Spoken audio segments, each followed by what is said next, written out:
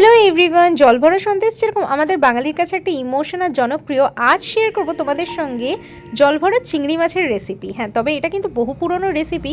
আজকে বানাবো আলু ঝিঙে দিয়ে জলভরা চিংড়ির রেসিপি। আমি না পুরোনো দিনের রান্না খেতে বলো, রান্না করতে বলো, ভীষণ ভালোবাসি। আমি তো ফুডি, তাই আমার তো খাওয়া দাওয়া ভীষণই ভালো লাগে।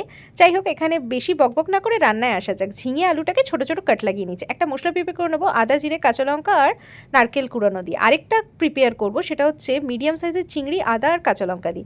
এবার এই চিংড়ি মাছের সামান্য একটু তেল দিয়ে, হলুদ গুঁড়ো পরিমাণ মতন, লঙ্কা গুঁড়ো, নুন দিয়ে আর একটু হিং দিয়ে মাখিয়ে রেখে দেবো। এরপর আমি স্নান করতে চলে গেছিলাম, কারণ গরমকালে না স্নান করে এসে রান্না করাটাই বেটার। যাই হোক, কাটাকুটি বাটাকুটিটা আমি করে নিই। আর স্নান করার আগে ভাতটা বসিয়ে গেছিলাম, এসে দেখলাম ভাতটা হয়ে গেছে, তো ফ্যানটা ছড়িয়ে নিলাম। এরপরে কড়াইতে সর্ষের তেল গরম করে কালো জিরে ফোড়ন দিয়ে ওই কেটে রাখা আলু ঝিঙেটাকে দিয়ে পরিমাণ মতো নুন হলুদ দিয়ে নাড়াচাড়া করে নিলাম। এখানে আমার তো গরম লেগে গেছে, একটু গ্লুকন্ডি গুলে খেয়ে নিলাম। ভাজা ভাজা হয়ে গেল। এরপর ওই বেটে রাখা মশলাটাকে দিয়ে ভালো করে কষিয়ে একটু বেশি পরিমাণে জলটা দেবে। জল দিয়ে আর একটু নুন অ্যাড করে এবার ওই চিংড়ি মাছটাকে বড়ির শেপে দিয়ে দেবো।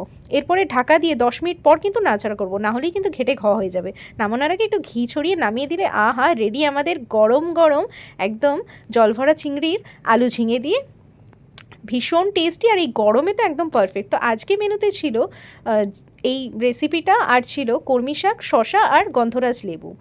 আর জানো তো, আমি যদি কখনও রেস্টুরেন্ট খুলি, তো এই আমার রেস্টুরেন্ট এই পুরোনো দিনের রান্না তো থাকবেই। আর আমার বর খেয়ে তো রিভিউ দিতে একদমই ভোলে না। আর এত খুশি হয়েছে রান্নাটা খেয়ে, তারপরের স্টেপ দেখে নাও ও কী করলো। চলো হ্যাভ এ লুক।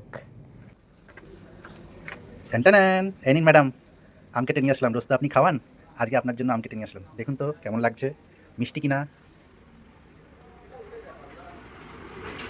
বাবা গো, এত সেই ভালোবাসা কোথায় রাখবো। যাই হোক, ভিডিওটা যদি তোমরা এনজয় করে থাকো, অবশ্যই কিন্তু লাইক শেয়ার সাবস্ক্রাইব করে পাশে থেকো।